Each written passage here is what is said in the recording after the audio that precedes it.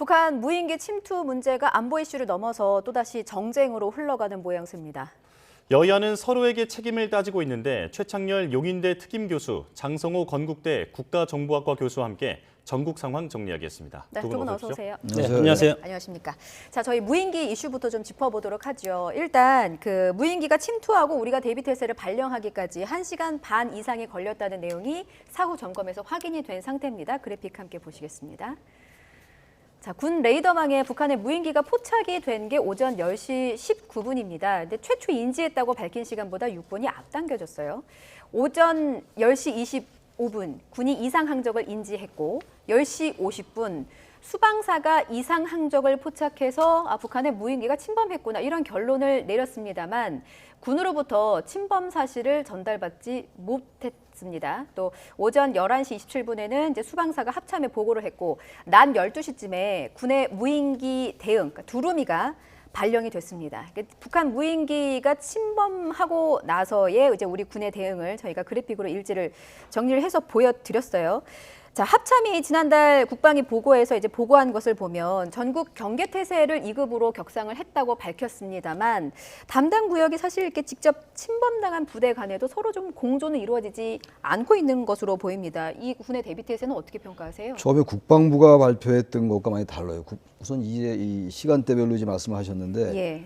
우선 이제 용산 대통령실을 기준으로 해가지고 3.7km가 비행 금지 구역입니다. 예. 물론 비행 금지 구역의 이제 그 범위가 좁아지긴 했습니다만, 근데 이 비행 금지 구역 내에 이 북한의 무인기가 들어오지 않았다라는 게 국방부 발표였어요. 예. 그리고 난 다음에 며칠 지난 다음에 국방부가 비행 금지 구역을 스치고 지나갔다라고 발표를 했거든요. 예. 다시 말하면 국방부가 처음에 발표할 때는 비행 금지 구역이 들어오지 않았다고 얘기했는데 그걸 합참이 다시 정정을 했던 거거든요. 합참이 정정하고 국방부가 다시 여기에 대해서 이제 정정 발표를 했던 건데 예. 이 부분이 가장 이제 핵심 이제 쟁점이 되는 거고 또 하나 문제가 국방부와 합참에 이제 이게 달랐는데 또 지금 요새 나오는 게 지금 아까 말씀하신 것처럼 25분에 인지를 했는데 이미 이제 레이더에 포착된 건 이제 19분이었다라는 거예요. 예. 다시 말하면 레이더에는 포착이 됐는데 이제 우리 군이 이제 그거를 인지 못했다라는 거거든요. 그 6분의 이제 그 간극이 있어요. 예. 이 부분을 어떻게 볼 거냐도 하나의 쟁점입니다. 그렇죠. 그리고 난 다음에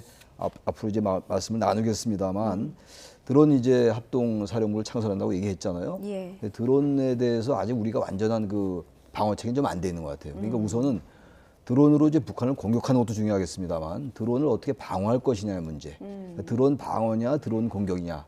이 두 개가 물론 드론을 방어하거나 무인기로 공격하는 게 다 균형을 맞춰야 되겠습니다만 예. 기본적으로 우선 이제 북한의 무인기를 방어하는 것, 우리가 이제 그 발견할 수 있는 것, 항적을 포착하는 것, 그게 더 중요하지 않는가 해서 너무 과도하게 드론 공격 쪽으로만 무게중심 주어지는 거는 조금 경계할 필요가 있지 않을까 예. 그런 생각이 듭니다. 예. 자, 최 교수님께서도 지금 그 군의 입장 번복에 대해서 간략하게 말씀을 해주셨습니다만 이에 따라서 대통령실의 안보 공백에 대한 우려가 나오고 있습니다. 장 교수님께서는 어떻게 보십니까? 글쎄, 국민의 생명과 안전 보호, 그건 국가의 의무고, 그리고 국방에 있어서는 한치 오차도 없어야 된다. 이런 것은 누구나 다 기본적으로 알고 있는 상황이고, 예. 그리고 그런 말이 있지 않습니까? 전략이 실패하면 용서할 수 있어도 경계에 실패하면 용서할 수 없다. 이런 말이 있듯이 이번 드론기 사건으로 해서 상당히 우리 안보에 구멍이 있다. 이렇게 비판하는 것도 우리 국방 당국에서는 의미 있게 받아들일 필요는 있는 것 같고 예. 그럼에도 불구하고 이 드론 공격이 과거에 몇 년 전에도 있었지만 이런 신종 도발에 대해서는 우리가 종합적으로 판단할 필요가 있는 사안이고 예. 그렇기 때문에 정치권에서 지금 상당히 여당과 야당이 격돌하고 있지 않습니까? 이런 정쟁의 소재로 삼기에는 상당히 여러 가지 팩트와 다른 부분이 있을 수도 있고 그래서 정확한 팩트가 조사가 되고 그리고 그것이 여러 가지 뭐 정치권이나 그리고 국방장관이나 여러 측면에서 이것이 명확하게 밝혀질 때까지 우리는 서로의 공격을 자제하는 것이 상당히 좋다 이렇게 판단이 되고 예. 10시 19분에 최초의 식별이 된 것은 지금 이제 국방부나 뭐 여러 가지 정치권이나 언론에서 보도하는 것이 휴전선에서 넘어오는 시점인가 아니면 적진지인가 그리고 최초에 했을 때는 점으로 보기 때문에 예. 10시 19분에 최초의 점으로 한 것은 이것이 새일 수도 있고 날아다니는 여러 가지 이물질일 수 있고 그것이 뭐 드론일 수도 있고 여러 가지 지금 판단을 할 수 없습니다. 예. 사실은 이때는. 그래 물론 뭐 TOD라고 열상 감시 장비가 있는데 이런 걸 동원해서 판단하는 것이 지금 10시 25분 무인기로 판단하는 것이 6분 정도 예. 이 해독하는 시간이 필요하기 때문에 만약에 그 점이라는 그 무인기가 공격적인 행태를 보였다면 바로 판단이 되겠지만 그런 것이 아니고 조용히 넘어오는 것 아니겠습니까? 이런 상황에서 이것을 뭐 또 격침 문제도 있고 예. 또 청와대 인근까지 왔다가 돌아가는 이런 부분도 있지만 이런 것을 우리가 양면적으로 봐야 될 것이다. 뭐 그겁니다. 과거에 우리가 목함 지뢰 사건이 있지 않습니까? 예. 목함 지뢰 사건이 터지고 나서 북한의 어떤 이런 전략적 도발에 대해서 우리 남한의 남남 갈등이라든가 그리고 정부의 안보 무능 이런 거에 상당히 질타를 받은 적도 있고 예. 그래서 북한이 노리는 것이 이런 것이다. 일단은 그렇게 생각이 들고 물론 예. 최초에 이것을 적발해서 격추를 해야 되겠지만 최초의 TOD라든가 열산 장비로서 파악하는 데는 한계가 있을 수밖에 없고 그것을 인위적으로 할 수가 없습니다. 그래서 우리가 이런 것을 가지고 북한의 어떤 여러 가지 전략적 도발에 대해서 과거처럼 북한의 과거는 도발을 하면 우리가 보상을 해주고 예. 그다음에 또다시 도발하고 이렇게 해서 먹고 산 것이 지금 북한인데 그래서 지금 핵을 만들고 있지 않습니까? 예.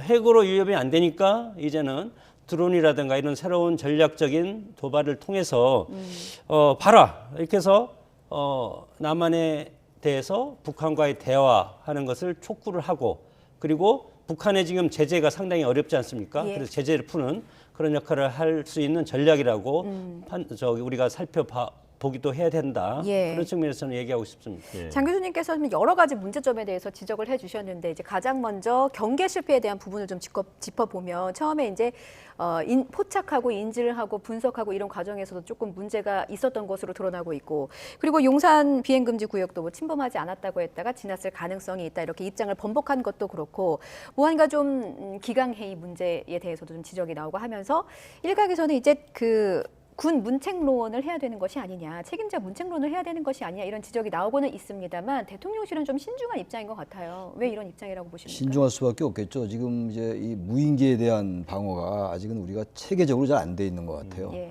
그건 좀 시간이 걸릴 것 같고. 근데 우선 이제 지금 이제 경계에 실패한 지휘관이 용서할 수 없다. 아주 유명한 그 군의 금원인데. 예. 근데 일단 이 대한민국의 영공이 뚫린 것만은 부인할 수 없어요. 그게 전투기가 아니고 뭐 우리가 직접적인 피해를 입은 건 아니라 하더라도 예. 뭐 촬영을 했을지 안 했을지 모르겠습니다만 지금 국방부가 처음에 발표를 그렇게 했고 그건 어쨌든 간에 그건 사과를 했죠. 국방부가 예. 했는데 문제는 그겁니다. 지금 그리고 난 다음에 또 국방부의 얘기가 대통령실은 촬영됐을 가능성이 없다. 일단 비행금지 구역엔 들어왔으나 대통령실은 별개다라는 입장을 또 견지를 했거든요. 예. 그리고 난 다음에 국정원이 그 여야 이제 정보위원이 얘기한 건데 특히 야당의 윤건영 의원이 얘기한 겁니다. 국회 정보위원인데 예. 국정원의 생각은 비행금지 구역에 들어와서 대통령실을 촬영했을 가능성을 배제 못한다라고 이제 야당의 윤건영 의원이 얘기했어요. 예. 국정원이 얘기를 했다고 이제 소개를 한 거죠. 그렇게 그 부분도 역시 국방부가 뭔가 자꾸 대통령실을 의식하는 게 아닌가라는 생각이 들기도 해요. 이 국정원의 이제 생각과 국방부의 말이 달라서 어느 기관의 말이 맞는지 모르겠습니다. 저희들은 모르겠습니다만 아무튼 그런 부분도 그렇고 그래서 제가 아까 말씀드린 것처럼 대한민국의 영공이 어쨌든 무인기에 의해서 침탈당하면 분명하단 말이에요. 예. 어쨌든 우리 대통령실 그 주변 비행 금지 구역까지 날아왔던 거고 그 야당의 그 김명조 의원이 얘기한 게 결과적으로 맞은 거였잖아요. 네. 이따 뭐 얘기가 나오겠습니다만 그렇게 되면 이 부분을 과연 어떤 선까지 묻혀갈 것인가 이걸 아무 일도 없었다는 듯이 지나갈 수는 없을 것 같아요. 궁금해요. 그러니까 신중할 필요는 있는데 있습니다만 문책할 필요성은 있다라고 지금 보시는 것 같은데 어느 선까지가 근데 좀 국방부 적당하다고 장관이나 보세요? 합참의장의 경질까지 갔다는 건 아닌 것 같아요.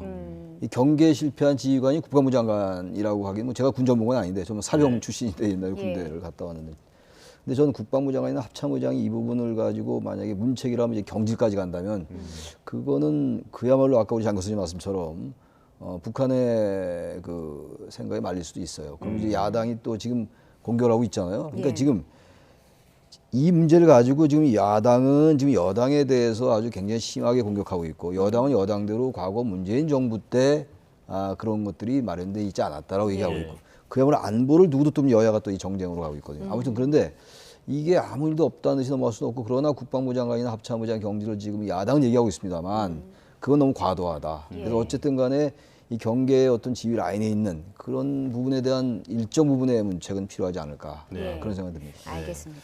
예. 저기 그 이제 새로운 도발 형태라고 제가 좀 전에 말씀하셨고 예. 그렇기 때문에 우리도 국방적인 차원에서 전략적 그런 보완이 필요한 것은 사실이다. 예. 그래서 냉정할 필요가 있다는 겁니다. 일단 무조건 경질하는 것보다도 일단은 우리의 어떤 장비로서는 식별할 수 있는 데는 한계가 있는 것이 지금 드러나고 있지 않습니까? 네. 왜 격침을 못했냐? 왜 추락시키지 못했냐? 이렇게 이제 얘기를 하는데 일차적으로 이것은 레이더의 탐지가 잘 안 되고 네. TOD 열 화상으로만 해야 되는데 예. 레이더는 열 화상이 아니지 않습니까? 그리고 이것이 3m 크기고 지상 2, 3km에서 떠다니는 이런 비행기인데 예.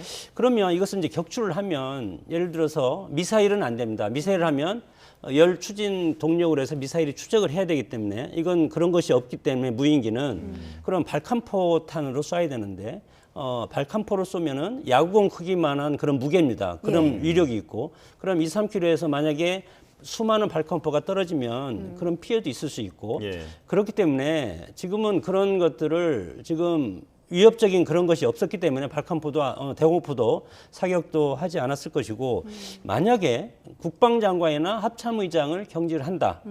그렇게 되면 군의 대대적인 여러 가지 구조 개혁이 필요합니다. 예. 뭐 예를 들어서 예를 들어서 투자, 뭐 무인기 대책에 대한 국방비 투자 증액, 예. 그리고 전투력이 불균형이 또 있지 않겠습니까? 네. 이런 상황을 종합적으로 해야 되기 때문에 군 수뇌부 인책에는 좀 예. 신중할 필요가 있지 않을까 그렇게 판단이 됩니다. 예. 예. 알겠습니다. 자, 두 분 모두 문책은 어느 정도는 불가피해 보이지만 적당선이 있어야 할 것 같다라는 의견으로 정리할 수 있겠고요. 자, 민주당은 초대형 안보 참사라면서 공세를 폈고 그리고 국민의힘은 제 얼굴에 침 뱉지 말라면서 맞받아쳤습니다. 듣고 오겠습니다. 당초의 정부는 비행금지구역 침투를 극구 부인했습니다. 경계화 작전에 실패해놓고도 도리어 국민을 상대로 거짓말까지 한 것입니다. 정권의 무능을 감추기 위해서 더 센 말폭탄을 마구잡이로 던지는 안보 포퓰리즘도 당장 중단해야 합니다. 북한의 위장 평화 전술에만 속아서 군 전체를 훈련도 하지 않고 정신 무장 상태를 해제해 놓은 그 정권의 핵심인 사람이 무슨 큰 거 한 건 잡았다는 듯이 이렇게 국방 무능을 지적하고 하는 것은 제 얼굴에 침 뱉기입니다. 네, 보신 것처럼 그 양당이 격돌하고 있는데 민주당은 대통령의 대국민 사과에다 대통령실의 전면 개편 그리고 국정조사까지 요구하고 있습니다. 네. 대통령이 받아들일 거라고 보십니까? 야당으로서는 뭐 당연히 안보에 대한 무능한 정권이라고 비판하고 공격을 할 수밖에 없는 사안입니다. 그러나 이제 여기에서 이재명 대표께서 이제 거짓말, 무능 두 가지 키워드를 썼는데 네. 사실은 국방부 군인들 입장을 저희도 이제 뭐 군대 생활을 해봤기 때문에 군 장군이라든가 지휘관들 입장에서 보면은 거짓말을 할 수 있는 체계가 아니라고 저는 판단이 됩니다. 이런 것들은 어떤 시스템 장비의 문제고 그렇기 때문에 그 장비와 그런 것들이 문제라면 무능할 수는 있겠다. 그리고 주호영 대표 또 전 정권 탓으로 또 돌리지 않습니까? 예. 이런 것들도 상당히 보기 좋지 않은. 왜냐하면 지금 윤석열 정부 출범한 지가 거의 지금 10개월 정도 돼 가는데 이런 상황에서 언제까지 전 정권 탓을 할 것인가. 일단 정권을 잡으면 모든 것은 현 정권 탓이라고 그렇게 생각하는 것이 옳고 물론 국민의 어떤 여론을 먹고 사는 정치 집단이지만 예. 너무 이렇게 상대방을 공격하고 안보에는 제가 여야가 없다고 뭐 말씀을 드렸지 않습니까? 그런 상황에서 보면은 여야 이런 모습 사실은 뭐 실질적으로 예. 야당에서도 군 출신들이 상당히 많이 들어가 있지 않습니까? 네. 그렇기 때문에 야당이 무조건 이런 식으로 해서 공격하는 것보다도 대안을 내세우고 새로운 정책을 만들어서 올바른 국방의 방향으로 가게 하는 것이 올바른 방향이라고 생각이 듭니다. 네. 야당에 군 출신 의원들 많다고 하셨는데 민주당 김병주 의원이 이제 사성장군 출신이시잖아요. 그래서 김병주 의원이 제기한 무인기 용산 침투 가능성을 두고 정치권에서는 지난 한 주 동안 참 공방이 이어졌습니다. 저희가 좀 듣고 올게요. 김병주 의원은 30분 만에 손으로 그려 보면 알 수 있다고 했는데 대체 그 신통력은 어디에서 나오는 것입니까? 이것이야말로 대통령실과 국민의힘이 공작을 벌리는 것이죠. 국가에 헌신한 39년 동안 헌신한 저가 공산당과 북한과 연계가 되어 있다니요. 참으로 속아 웃을 일입니다. 예, 이제 김병주 의원의 발언은 지도를 보면 이건 누구나 알 수 있다. 딱 30분이면은 이게 노련한 전문가들은 이제 딱 알 수 있다. 뭐 이렇게 쉽게 발견했다 이렇게 말씀을 하신 거고 국민의힘에서는 아니다 이거 출처를 좀 밝혀라. 군에서 비밀 정보를 입수를 한 건지 그리고 저희가 그 앞서 김병주 의원의 말도 들었습니다만 혹시나 북한 측에서 어떤 모종의 전달을 좀 정보 받은 건지 입수 경위를 좀 밝혀야 한다 이렇게 주장을 하고 있어요. 근데 이게 좀 색깔론 프레임으로 번진다는 지적도 있어서 어떻게 보십니까? 저는 이 여권에서 말이죠. 여당이 지금 이게 김병주 의원이 사성장군 출신이에요. 예. 한미연합사 부사령관 출신이라고. 네. 아까 본인도 뭐 39년 군생활 했다라고 얘기했는데 대한민국 현재 국회의원이고 예. 대한민국 국회의원이 지금 현재 여당이 지금 정권을 가지고 있으니까 이 연공이 뚫린 거에 대해서 비판을 하다가 이제 얘기한 건데 그걸 여당이 저렇게 무슨 적과 내통했다는 식의 그런 취지의 얘기. 여당의 신원식 의원도 군 출신이잖아요. 예. 아까 방금 화면에 나온 분도. 전 저 말을 이해할 수가 없어요. 뭐 단순히 색깔론이라는 걸 떠나서 사성장군 출신이 그럼 문재인 정권 그 이전 40년 동안 군대 생활한 거예요. 그러니까 다시 말해서 현재 야당 의원이건 여당 의원이건 대한민국의 군의 명예가 있는 거거든요. 예. 근데 보세요 지금 여당은 지금 야당을 공격한다고 하면서 문재인 정부 때 군은 훈련도 제대로 안 했다. 그 말도 적절하지 않아요. 그럼 그때 군은 뭡니까? 그때 군과 지금의 군은 다른 건가요? 그렇지 않잖아요. 예. 야당은 야당대로 지금의 군의 무능을 탓하고 있고 그 자기네 정권의 군은 괜찮고 상대방 정당의 군은 나쁘다. 근데 그 군이 별개 군이냐 이런 얘기예요. 네. 이렇게 인식한 여야 의원들의 이 논쟁이라고 얘기하기도 어려운 이 부분들 이건 정말 비난받아 마땅합니다. 현재 한국의 안보가 위험하다기보다도 뭔가 문제가 발생했다라고 해서 여야가 같이 여기에 힘을 합쳐서 대안을 모색해 나가야죠. 제가 아까 드론 방어 체계라는 이런 말씀드렸죠. 그건 하지 않고 지금 여당이 야당 보고 한 얘기가 뭔가 무슨 뭐 어떻게 30분 만에 알아냈느냐 뭔가 수상하다 뭐 이런 취지의 얘기잖아요. 솔직히 예. 말씀드려서 예. 지난 정권 때 야당이 워낙 유장평화전술에 속았고 북한에 말이죠. 근데 현재 그 야당 출신 의원이기 때문에 야당의 지금 김병주 의원이 말이죠. 예. 아무리 사성장군 출신이라 하더라도 이게 뭔가 이상하다. 이게 쟁점은 그게 아니잖아요 지금. 예. 그렇죠. 왜 국방부가 이 부분을 처음에는 비행금지 구역에 들어온 걸 몰랐는지 그리고 왜 그럼 나중에 결국 국정원은 또 대통령실이 촬영됐을 가능성이 있는데 그걸 아직도 얘기하지 않는지에 대한 게 여전히 밝혀져야 될 거 아니겠어요? 예. 그건 무슨 뭐 여야의 문제가 아니잖아요. 군이 지금 감찰한다는 거 아닙니까? 그거 좀 기다리고 얘기하면 되는데 이걸 지금 무슨 야당 의원이 30분 만에 어떻게 할 수 있느냐? 이게 뭔가 이상하다. 뭐 그럼 아닌 말로 제가 드릴 말씀은 아니지만 북한이 무인기 띄우면서 그럼 김병주 의원이나 야당에 연락해가지고 우리 가니까 당신 이렇게는 안 했을 거 아니에요. 예.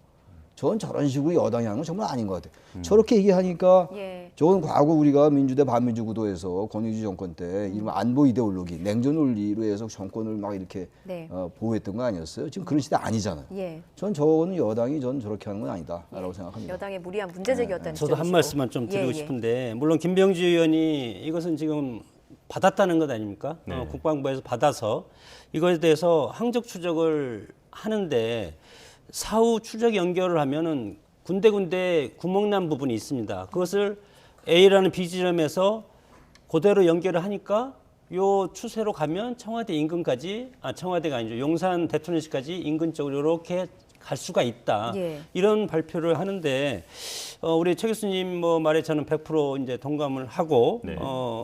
우리 군 정말 고생하는 집단이라고 생각이 들고 예. 국민의 생명과 재산을 보호하는 최후의 천병 아니겠습니까?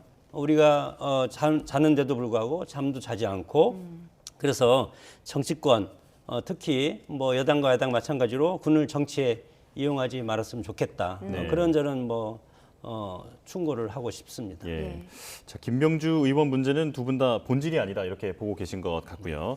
자, 지금 다음 주제도 있어서 그 짧게 마지막 질문 좀 드리겠습니다. 그 북한 무인기 사태가 지금 윤석열 대통령의 지지율에는 어떤 영향을 미칠 것 같으신지 좀 짧게 좀 설명을 부탁드릴게요. 뭐 최근에 노동 관계 문제 때문에 상당히 지지율이 올랐다고 봅니다. 그러나 이제 무인기가 지금 아직은 정확한 팩트가 나오지 않지 않았습니까? 그럼에도 불구하고 국민들의 인식도는 무인기가 어떤 우리 국방에 좀 구멍이 났다 이렇게 이제 판단을 하고 있기 때문에 네. 대통령이라는 것은 정치한 자리고 그리고 국정의 최고 컨트롤 타워인데 그 중에서 핵심이 국민의 생명과 재산 보호입니다. 예. 생명과 재산을 보호하는데 허점이 드러난다면 여론적 지지율은 상당히 떨어질 가능성도 있고 그것은 필연이라고 생각이 듭니다. 예. 이 지지율과 관련해서는 최 교수님께도 한번 여쭤봐야 될 것 같아서요. 사실 이제 보시다시피 대통령 직무수행 평가에서 긍정 평가가 지금 새해 들어서 오르고 있는데 그 이유 중에 하나가 국방 안보로 꼽히고 있어서요. 어떻게 전망하세요? 그러니까 문재인 정권과 아주 다른 점 중에 하나가 예. 북한에 대한 태도의 변화거든요. 그리고 이제 한미동맹 강화 이런 부분들은 국민들에게 일반적으로 지지를 받고 있는 겁니다. 지금 예. 뭐 보수는 물론이고 중도층에게도 네. 이번에 아무튼간에 안보의 허점이 드러난 것만은 분명하죠. 누구의 책임 소재를 떠나서 말이죠. 그렇다면 이 부분은 아무래도 지지율 하락이 하는 요인이 될 수 있는데 앞으로 향후 이 부분을 어떻게 대책을 세우고 어떻게 대처하냐에 따라 달라질 수 있다. 예. 이 자체로만 무조건 지지율 떨어진다 말하기는 좀 어려울 것 같아요. 대응에 따라서 대응에 지지율 따라 할수 변화가 있는, 있을 예. 수 있다라는 말씀으로 정리를 했습니다. 다음 주제로 넘어가 보겠습니다. 다음에 저희가 준비한 주제는 선거제 개편이에요. 내년 총선을 앞두고 이제 게임의 룰을 정해야 되는 상황인데 이제 대통령이 연초에 이제 인터뷰를 통해서 밝히면서 또 다시 이제 화두가 던져졌습니다. 근데 이게 사실 선거 때마다 늘 나오는데 궁금한 거는 왜 지금 이 시점에 윤 대통령이 선거제 개편 얘기를 꺼냈을까 이 부분이거든요. 어떻게 보십니까? 대통령의 뭐 생각이야 제가 정확히 할 수는 없겠습니다만 어쨌든 간에 지금 대통령의 생각은 지나치게 정치 양극화가 심화되고 있다라는 거, 예. 진영 대결이 점점 강화되고 있다라는 거, 그건 분명히 다 인식하고 있는 거 아니겠어요? 모든 사람이 다 알고 있는 건데 그렇기 때문에 이 원인의 진단을 소선거구제로 진단을 내리신 것 같아요. 대통령은 소선거구제가 워낙 이제 그 양극단의 거대 정당들만 이제 기득권을 강화하는데 유리한 제도다. 그거를 이제 타파하기 위해서는 제도적으로 중대선거구제로의 개편이 필요하다는 인식이라고 저는 생각해요. 예. 그다음에 뭐 여러 가지 정치적인 속내를 얘기하는 사람이 있습니다만 저는 그거는 그렇게 함부로 얘기할 건 아니라고 보고. 근데 중요한 건 이런 거죠. 중대선거구제라는 게 88년도 13대 총선 때 처음 소선거구제로 바뀐 거예요. 예. 박정희 정권, 전두환 정권 때 중선거구제를 실시해봤고 예. 또 일본도 중대선거구제에서 이제 소선거구제로 바뀌었단 말이에요. 저는 그래서 제도의 문제도 중요합니다만 그리고 중대선거구제가 어느 정도 이제 양극화를 완화하는데 기여할 수 있다고 보긴 하는데 중대선거구 문제하고 다른 게 같이 맞물려야 돼요.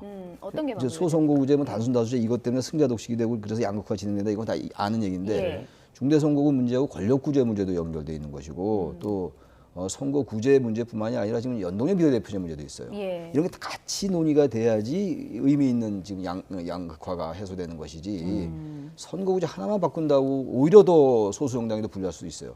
이번에 보니까 기초의원 선거 때 일정 지역에서 중대선거 했어요. 예. 근데 결국 소수 정당이 약간은 올라갔지만 결국 거대 정당이 다 차지했거든요. 네. 과거에도 보면 이제 권위주의 정권 때 얘기인데 예. 양대 정당이 동반 당선되는 경우가 있어요. 그 소수 정당이 못 끼고 오히려 같은 정당이 2명, 3명 되는 경우가 있기 때문에 중대선거구제로의 개편 플러스 다른 것들이 같이 논의돼야 되고 또 하나 공천제도가 바뀌어야 돼요. 예. 공천이 지금처럼 있어 여야의 수뇌부 지도부의 눈치만 본다면 아무리 다른 제도가 바뀌어도 여야 의원들이 헌법기관으로서보다는 공천에 목매다는 그런 헌법기관으로서 역할을 못할 수가 있기 때문에 공천제도도 뭔가 안정적으로 바꾸고 선거구제 여러 논의가 필요하고 공론화가 필요하다. 그래서 중대선거구가 모든 것을 해결하는 마스터키가 될 수는 없다. 그렇게 생각합니다. 예. 그렇군요. 말씀하신 거에서 좀 더 첨언을 하자면 지난 6일 지방선거에서 기초의원에 이제 중대선거구제가 도입이 됐는데 이때 당시 보니까 소수정당 출신 당선자는 전체 그 109명 중에서 4명에 불과했더라고요. 그 그렇죠. 전세 예. 당선자의 3.7%여서 그때 당시 취지를 제대로 반영하지 그 못했다라는 말씀이죠. 뜻으로 제가 좀 이해를 했습니다. 예. 대통령의 취지 뭐 충분히 이해합니다. 예. 뭐 일단은 국민의 입장에서 보면은 호남을 교두보로 삼을 수 있어 호남에 진출할 수 있다는 그렇기 때문에 영호남 탕평의 어떤 의원 의석 구조를 가져올 수가 있기 때문에 예. 상당히 매력적이다. 그러나 중요한 것은 국회의원들의 마음입니다. 예. 결국은 국회에서 정치개혁특위를 통과해서 국회 본회의를 통과해야 되지 않겠습니까? 예. 여야 협상을 하면 결국은 협치인데 지금 뭐 야당은 이재명 대표 뭐 검찰 사법 리스크 이런 것 때문에 지금 윤석열 대통령이 만나주지 않고 여야가 일단은 대표는 정치적인 것과 무관하게 검찰 사건과 무관하게 대표나 청와대 아니 대통령이나 서로에서 서로 교감 그리고 여당과 야당이 수시로 교감해서 이런 선거구제가 여당과 야당의 합의를 통해서 이루어진다. 물론 대통령이 화두는 꺼냈지만 예. 이것은 결국은 국회로 넘어가지 않겠습니까? 네. 국회에 가서는 민주당이 다수이기 때문에 그리고 첫 번째는 민주당의 관문을 넘어야 되고 두 번째는 이재명 대표가 한다고 해도 예. 의원들이 이거에 대해서 반대하면 왜냐하면 우리 지역구를 지역을 버리고 뺏길 수가 있잖아요. 지역구를 뺏기고 예. 이게 그렇게 되면은 현역 의원은 프리미엄이 다 날아갑니다. 예. 그렇기 과연 그 때문에 기득권을 포기할 기득권을 것이냐. 포기를 할 것인가? 예. 정치 개혁이기 때문에 너 포기해라. 그렇게 해도 하겠습니까? 국회에 가서 반대표 던질 겁니다. 그렇기 때문에 지금 상당히 어렵지만 대통령으로서는 대통령을 하다 보니까 왜 우리 국민의힘이 대통령인데 호남 의원들이 없냐? 비례대표로는 못 들어가냐? 예. 그런 상황이기 때문에 뭐 던진 것이고 한번 정치권에서 협의해봐라. 예. 그런데 국민의힘이 지금 소수이기 때문에 상당히 어려운 상황이고 그리고 민주당이 지금 사사건건 대립하고 있는데 이것 또한 야당을 협치 대상으로 인정하지 않는데 이것까지 받아들이겠냐. 예. 그리고 뭐 좋습니다. 여러 가지 소선거구제 장점, 중대선거구제 장점 우리 최 교수님 충분히 설명을 해줬는데 예. 네. 정치신에 상당히 불리한 게 중대선거구제입니다.